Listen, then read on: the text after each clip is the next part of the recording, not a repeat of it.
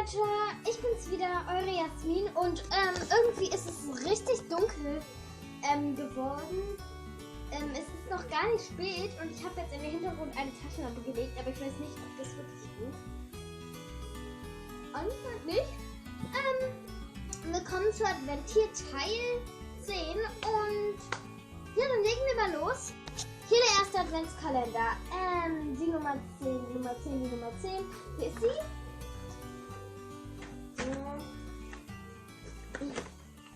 Hier.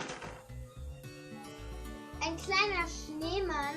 Werdet ihr dann bei den eingeblendeten Bildern, glaube ich, gleich sehen, wie der richtig dann aussieht. Zur Seite. So, der nächste Adventskalender. Gut, der Nagellack-Adventskalender. Die 10. Komm schon. So, den Dreh habe ich langsam raus, wie man die rauskriegt. Und wow, von dem bin ich gerade richtig geflasht. Der ist so schön. So ein silberner WOB sagt mir wow. Gott, den tue ich auch mal zur Seite. So, die nächste. Und die 10 hier.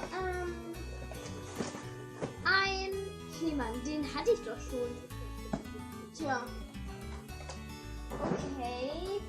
Gut, der nächste. Ich möchte das jetzt übrigens auch im Schnelldurchlauf ein bisschen machen, weil das so dunkel ist und so und dann macht das nicht wirklich Spaß. 10 hier. Und das wollte ich auch, damit die Videos nicht so lang werden, habe ich ja gestern schon im 9. gesagt. Ein Stern. So. Ich ziehe mal das Armband an. So, hier ist jetzt der Stern.